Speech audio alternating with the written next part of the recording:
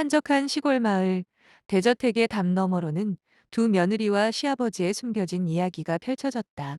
이 가문은 오랜 세월 동안 전통을 지켜왔고, 시아버지는 그 전통에 얽매여 가문의 후계자를 간절히 원했다. 그의 두 아들은 이미 도시의 삶에 발을 담그고 오랜 시간 집을 비웠다. 그리하여 시아버지는 두 며느리, 현주와 은영에게 눈을 돌렸다. 현주는 그림을 그리며 자신의 감정을 캔버스에 풀어내는 예술가였다.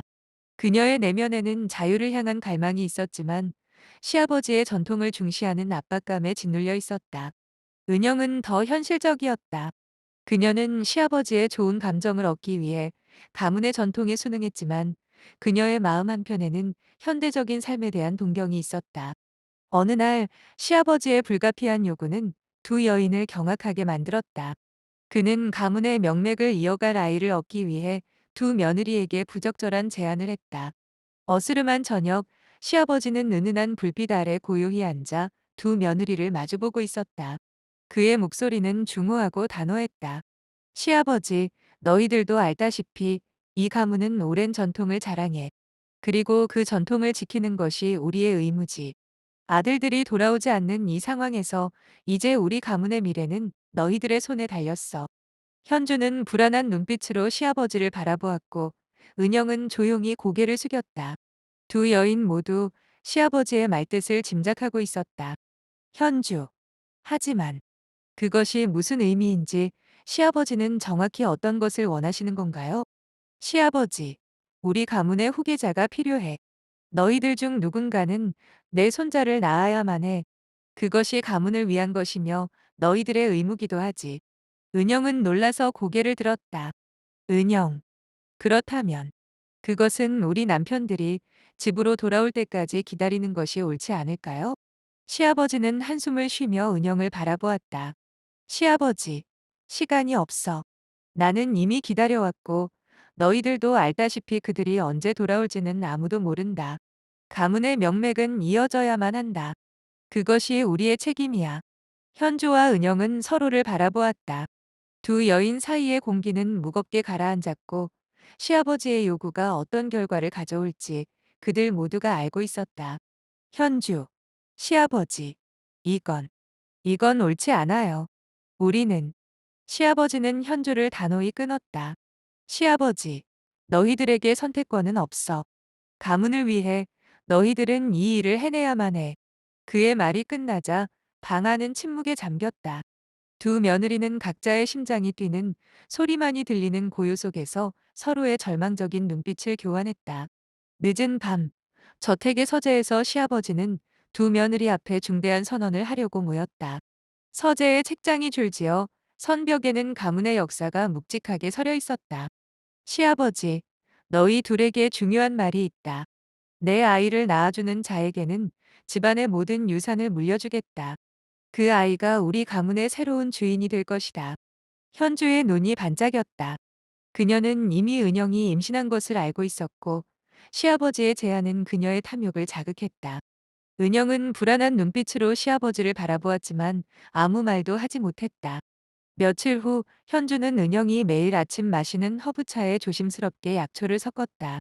그 약초는 흔하지 않은 것으로 임신을 방해할 수 있는 특성이 있었다. 현주는 그 약초를 어떻게 구했는지 아무도 몰랐다. 그녀는 은영이 차를 마시는 것을 멀리서 지켜보았다. 은영은 아무것도 모른 채 차를 마셨고 며칠 후 안타까운 일이 벌어졌다.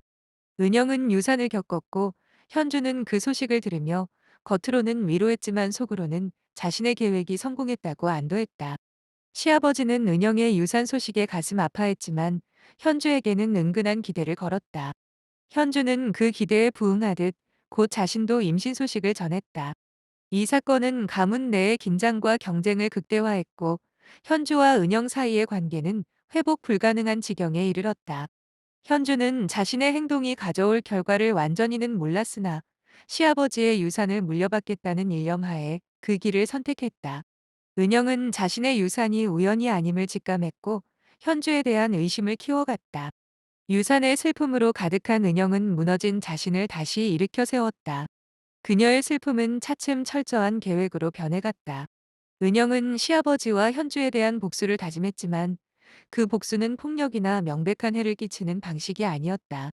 그녀는 둘을 파멸로 이끌어갈 더욱 치밀하고 음흉한 계획을 세웠다. 그녀는 먼저 시아버지의 신뢰를 되찾기 시작했다. 은영은 저택의 재정 기록을 조사하며 시아버지의 사업 파트너들과 조용히 연락을 취했다. 그녀는 시아버지가 오랜 세월 동안 숨겨왔던 재정적 비리를 발견했고 그 정보를 무기로 사용하기로 결심했다. 현주에게는 다른 방식으로 접근했다.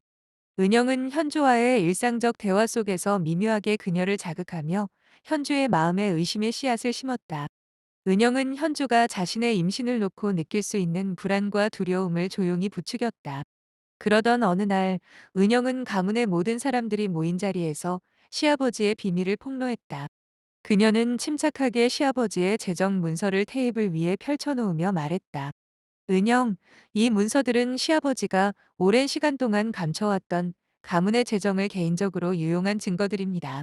가문의 명예를 손상시키지 않기 위해 저는 이 사실을 더 이상 숨길 수 없습니다.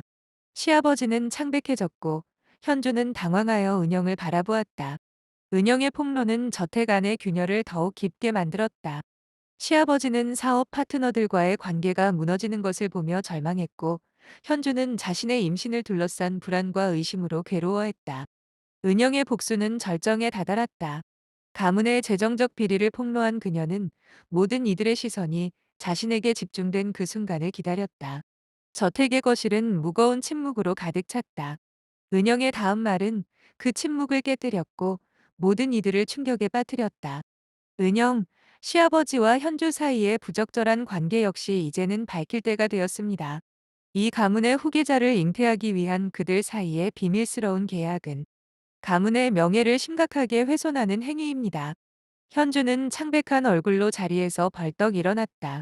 그녀의 눈에서는 공포와 분노가 번갈아 가며 빛났다.